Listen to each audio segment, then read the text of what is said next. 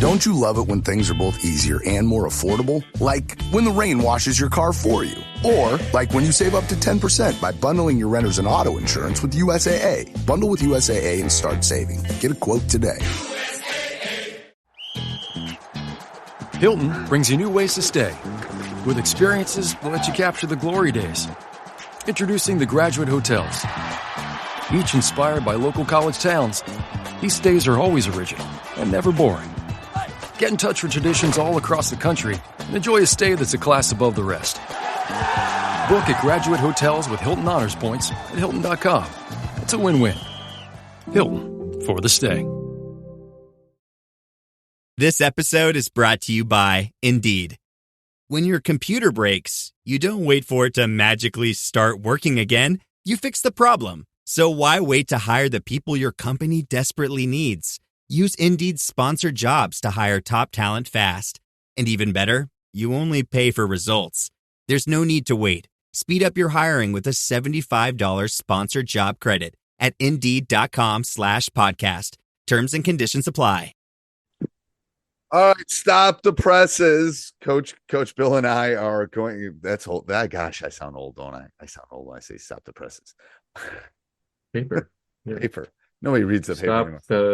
Stop the Post, internet. Posting. Coach and I have a couple big announcements. I haven't told my wife about these yet, but go ahead. So go ahead and share what our big announcements are. We probably should get permission from our wives before. Whatever. We'll figure it out. I'll talk to your wife. You talk to mine. Okay, that's done. All right. Done. So we're going to come see you. What do we mean by that? So Coach and I are going to give away our time to your nonprofit organization and do a free coaches clinic. We're going to pick one group to do that with this year. So what do you have to do to get on that list? And we're going to do a 3-hour clinic at your location.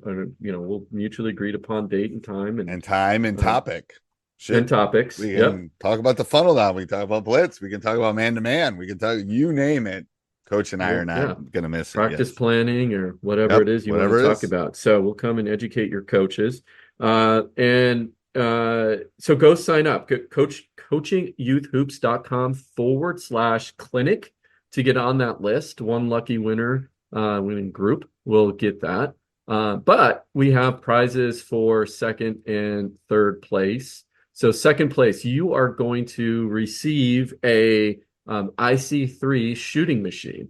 So second place, IC3 shooting machine. Third place, you are going to get you personally, whoever signed up, we're going to give you a season's worth of free practice planning. So you'll have complete access to our library of drills designed practice plans for specific to every age group. So again, go to coachingyouthhoops.com/clinic. And everybody gets something, right? That's right. Everybody gets something. You're going to get our online preseason coaches clinic. So get you up and running with your preseason, how to run tryouts, how to evaluate players, how to get set up and structure your season to have a successful successful season. So and give the URL again. It's coachingyouthhoops.com/clinic. So it's our URL, coachingyouthhoops.com/clinic.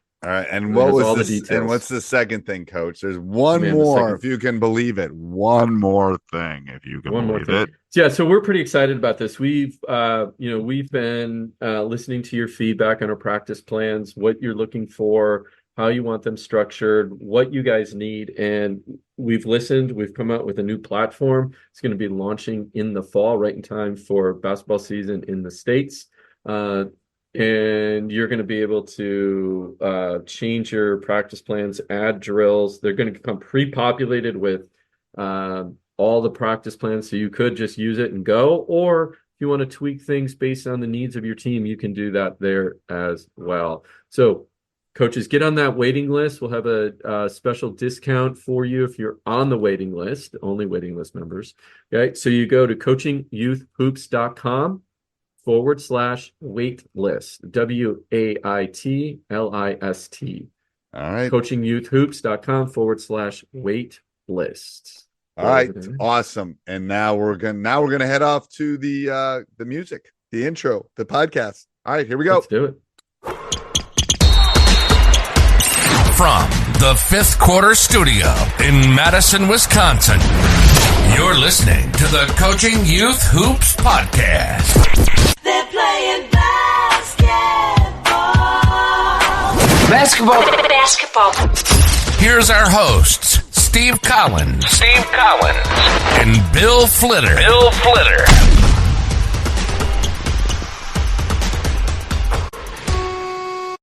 Yeah, of course. You know what might be interesting, Bill, is I actually did some parent education at Lions, and we got a great group of parents where I actually had 2 workshops where I presented to them, and I actually showed the research, because there's actually been some good studies which have actually been done specifically on 3-on-3. And of course, as you can imagine, the research overwhelmingly showed the advantage to it. So what I did was I put the studies on, and they're easy. You can just download them on ResearchGate, and coaches listening to this can check them out. Yeah. And every single study shows the benefits of doing 3-on-3. So I showed them, I sent them to the parents, and I said, this is why we're doing it. It's not my personal opinion or preference, but it's what the science tells us is a more effective approach for your child. Interesting. Yeah, no, that's good. No, I like that. Yeah, and sometimes it does just take that education of the parents as well. Yeah. One of the things that you talk about a lot is this notion of fundamentals, and what are fundamentals, and is it that what is your take on fundamentals? I'll just ask it that way. Great question, Bill. So I definitely don't want to sound like a radical, and like I said, you already have. So right? I taught fundamentals for years. That was my first 7 years of coaching, and as fundamental as it gets.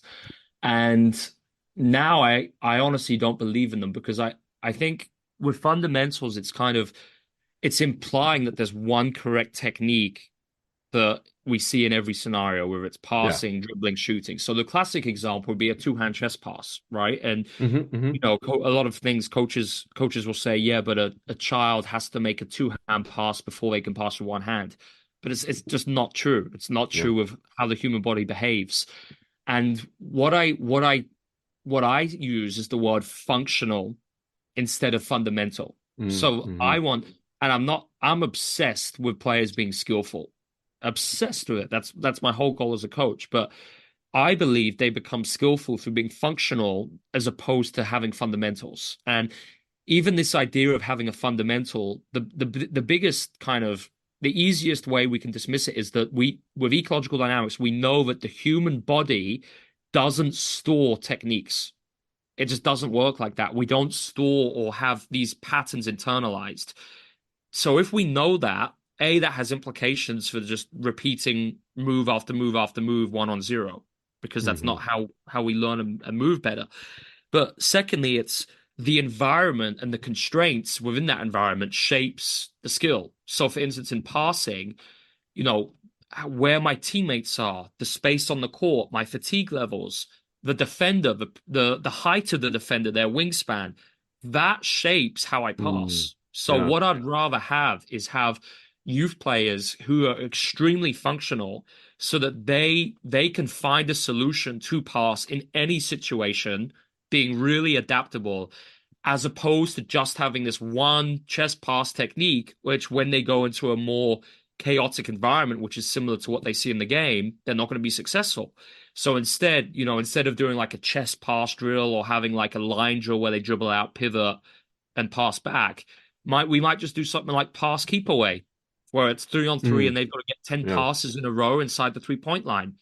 Or even just playing something like piggy in the middle. And that's going to be, any beginner can do that. And that's going to be so much more beneficial. And we're not saying don't work on fundamentals. I'm just saying reframe them. Consider really what the fundamentals are, and think about how you can get your players becoming more functional, as opposed to just being able to do these techniques kind of in a very stable vacuum, which we never get in the game itself.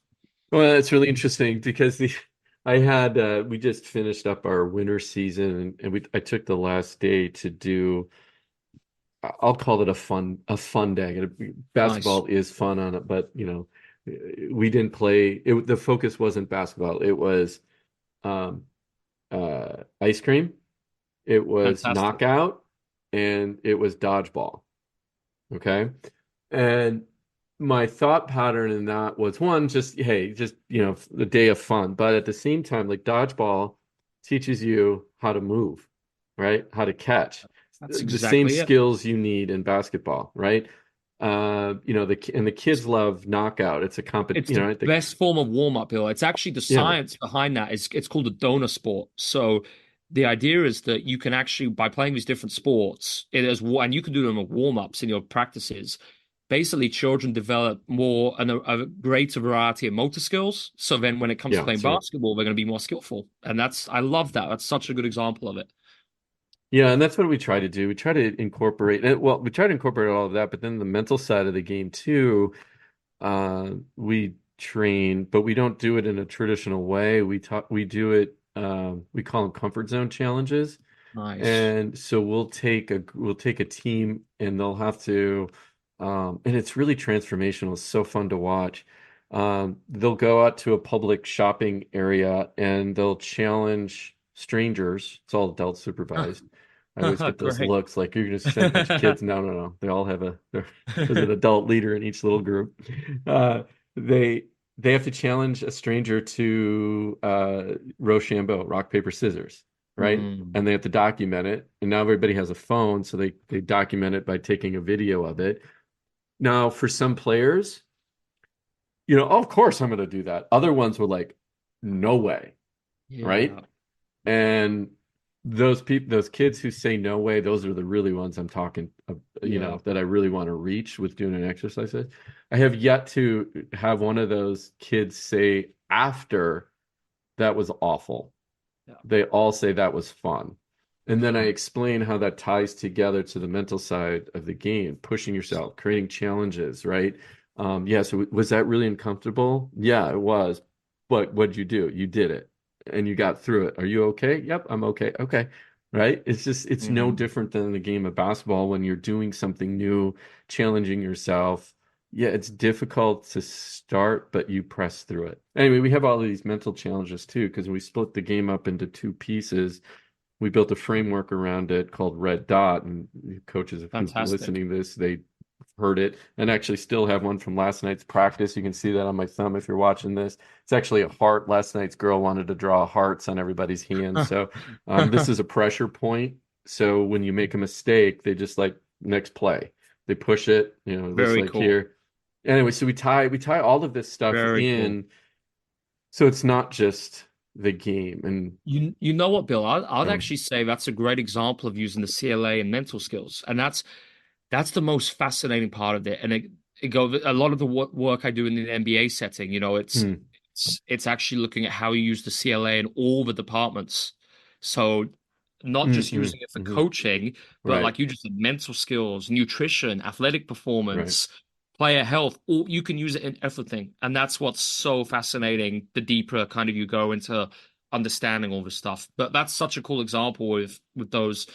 And I think too, if you're naturally doing all this stuff, kind of playing more live, more in practices, having the players solve problems, it develops resiliency far better than just using drills because the players are actually having to solve problems more and get used to doing that. Which guess what? That's what you have to do in the game. So great Right. example.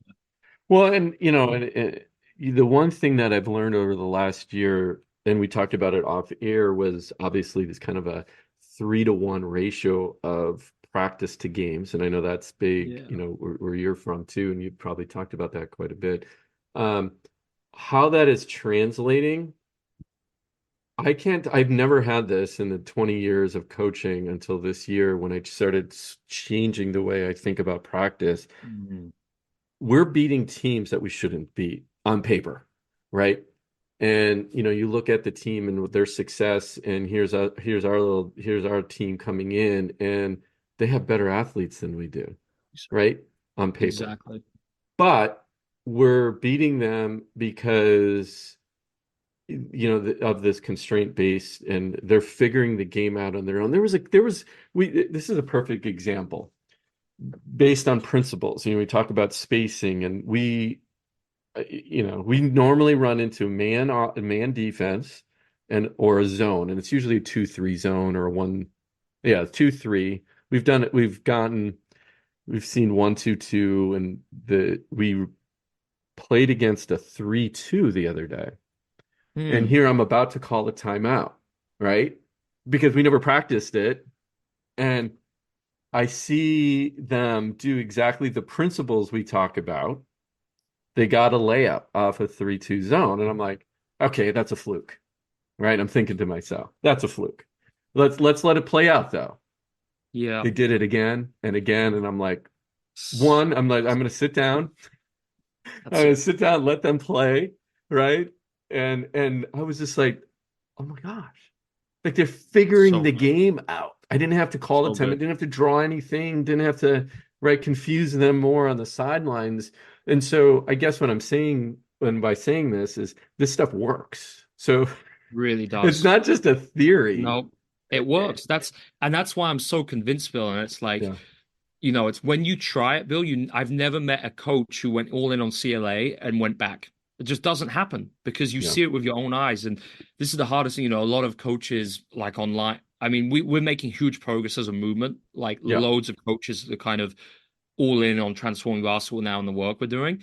But you still get a lot of coaches naturally who really believe in the fundamentals. And I think what I always say to them on social media or whatever is just try it. And if you really commit to trying this for a couple of weeks and you see the difference, the kids will love it. They're going to improve so much.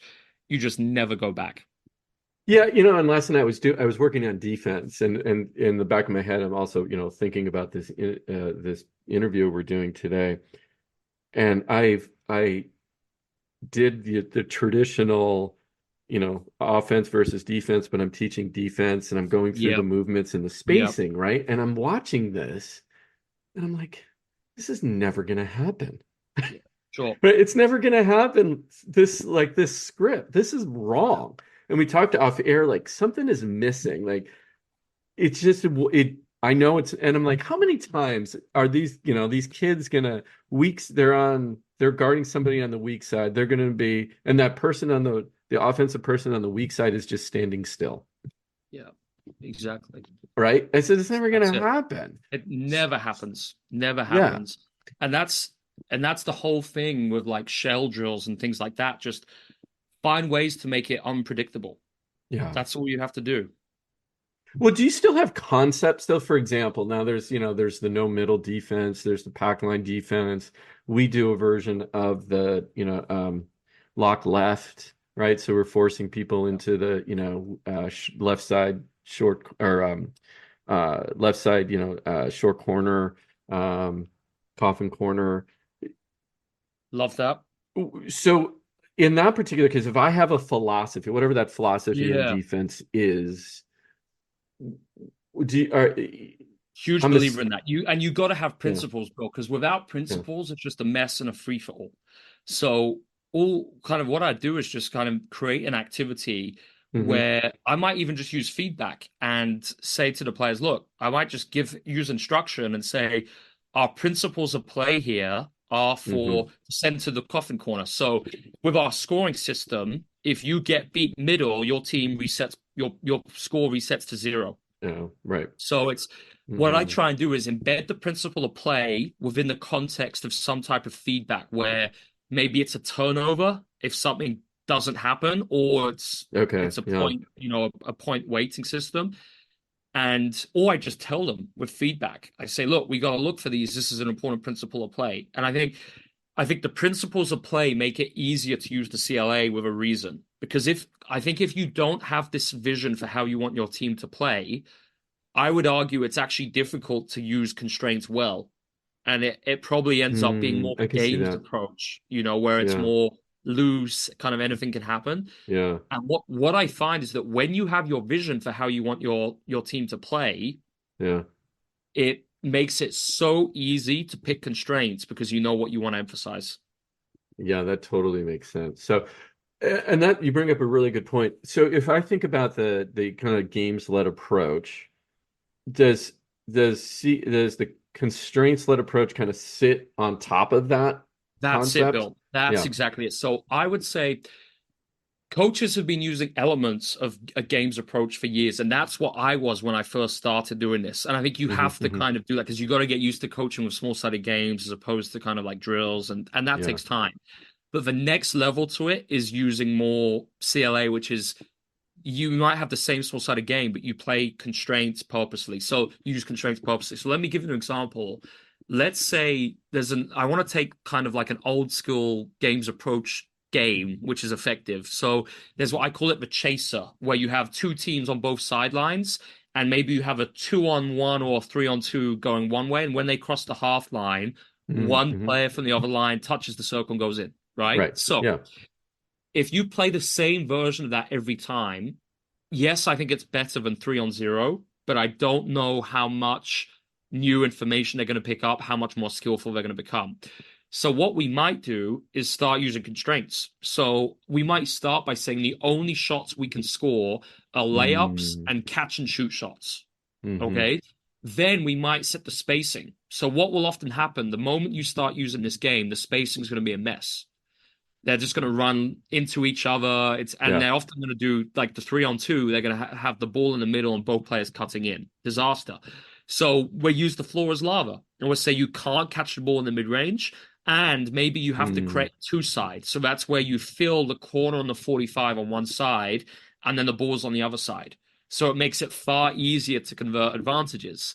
So that's the whole idea. So it's like, all right, take a small-sided game and just find small ways you can use constraints and change it every time in response to what you're seeing in your competition and your individual players. So that the new constraints you think of solve those problems that you're identifying in real time. So basically you want to create a library or a list of the constraints that you see in the game and then check box. Okay, let's go one by one. Let's sprinkle them in throughout practice. So you're looking at the situations your players struggle with in the game, and you're just recreating those using constraints in practice. If you think about it, logical, right? Right. Yeah, it sounds logical. Exactly. If you think about that too, and this is what I often say, let's take a simple 3-on-3 drill. And if you tell players we're going to do 3-on-3 every practice, and I think in high school, right? Every practice, 6 days a week for our 2-hour practice. That's all we're going to do, right? They'd be like, you're out of your mind, coach. This is the most boring thing, right? But they all want to scrimmage, right? But now if you add in, dozens of constraints, you have the same drill, but now it looks so different. That's it. And that's the problem, because if it's just the games approach, they don't become more skillful because they can resort on the same things. They can resort to doing similar things, right? So let's say a player struggles with their spacing or identifying space. Well, they're probably, unless they're pushed into exploring an alternative, they're just going to keep that problem of maintaining bad spacing.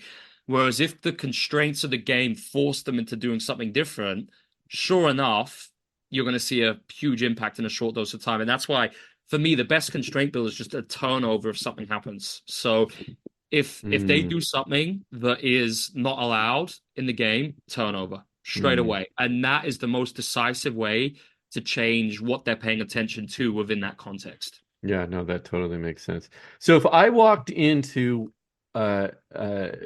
Alex's camp, right? So you're doing a camp this summer. What would that look like? Great question, Bill. So firstly, I want to make every interaction I have with a player, whether they're an NBA player or a beginner, the best part of their day. So a transformational environment where I want them to be having loads of fun, lots of autonomy, and lots of learning. I'm still holding them accountable, don't get me wrong, but I'm doing that within the confines of transformational coaching. So we might start with a warm-up, and I might tell them to create a warm-up game. And I might give them some constraints and say, there's got to be a decision. Or maybe I might say, you got to create a tag game of any format and you're in a group of 3, create a tag game. Go. You got 30 seconds and I want to see you do it. So straight away, I kind of set the tone that this is a very different environment, but this is going to be an environment where you're going to learn a lot and have fun. And then critically, the time on task, that's kind of the biggest observation coaches say to me when they see my practices. For 90% plus of the time, the players are active. So that means they're not waiting in a line or they're not listening to me talking. So I have this rule, which was inspired by a coach called Mike McKay, who's probably been the biggest mentor in my career.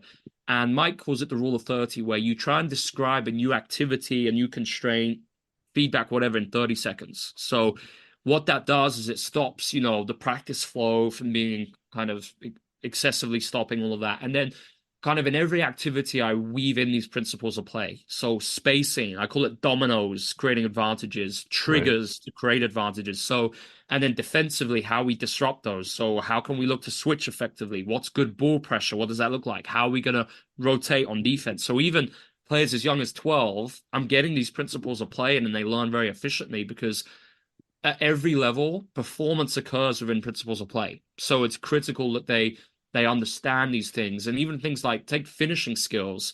Well, finishing is going to come within the context of some type of trigger, like a get, a dribble handoff, a pick and roll, like all these things that, from 14 plus. And even at the younger age groups, they've probably got to make a cut or beat a play off the dribble to get to that finish. So I really like combining these things so that instead of kind of looking at player development in separate buckets where it's shooting, dribbling, ball hand, like finishing, I'm trying to combine a lot of these things into the same activities.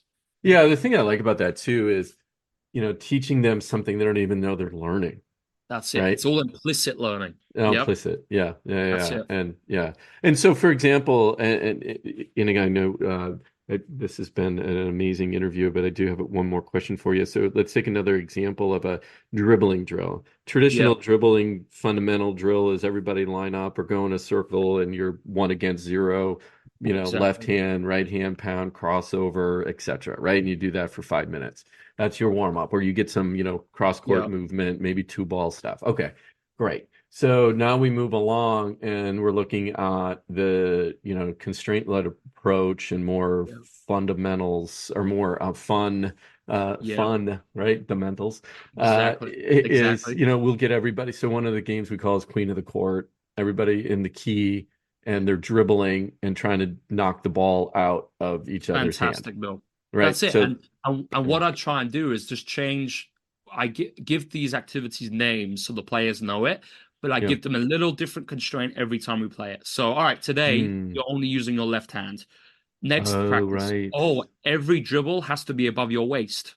Next practice, okay, instead of knocking their ball, you've got a penny tucked into the shorts. You pull their penny to get them out.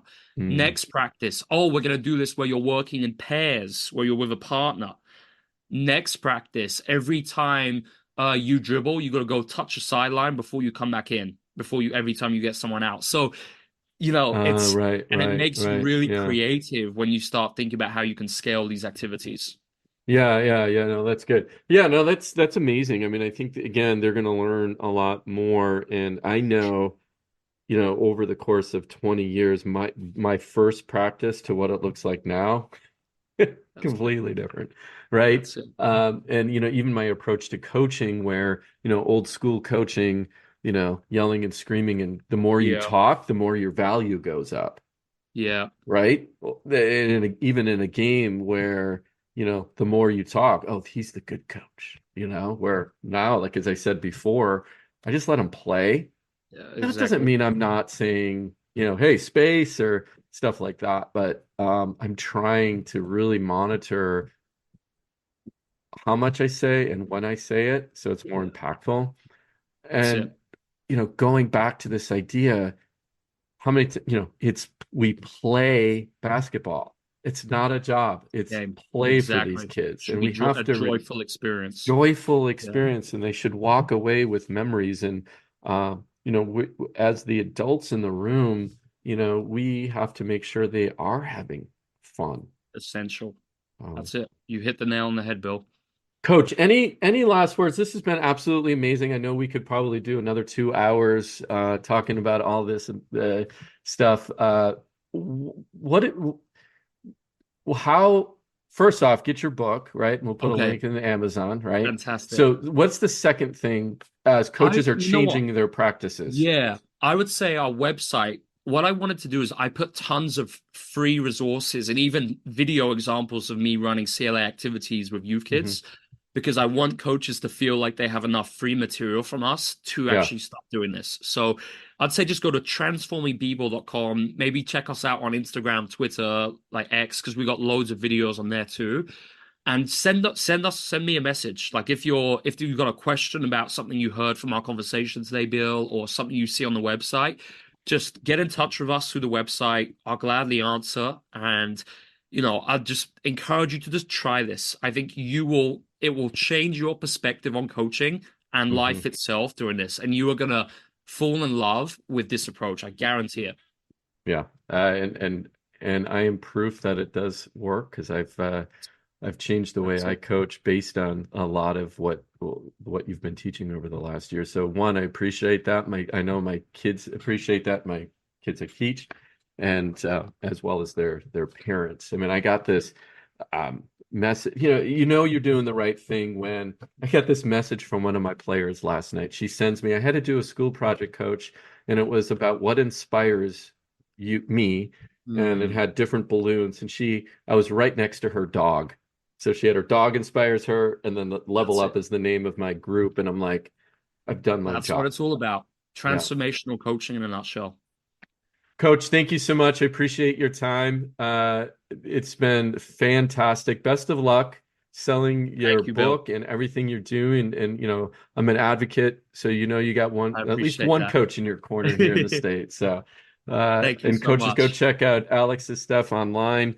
And give that website one more time where they can find you. It's transformingbball.com. All right, coach. Thank you. Until next time, keep on teaching the game and keep on doing what you're doing. You're doing a fantastic job. Thank you so much.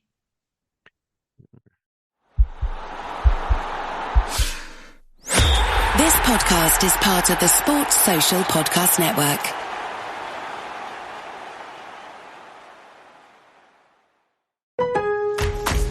Lowe's knows you take pride in every project. So take on what's next today with a free Select Craftsman hedge trimmer or leaf blower when you buy a 20-volt push mower. That's a $119 value on reliable, high-performance Craftsman tools you trust. For the power to do it all, build, repair, restore, maintain, go with Craftsman. Available at Lowe's. We help. You save. Valid through 5/21 while supplies last. Selection varies by location.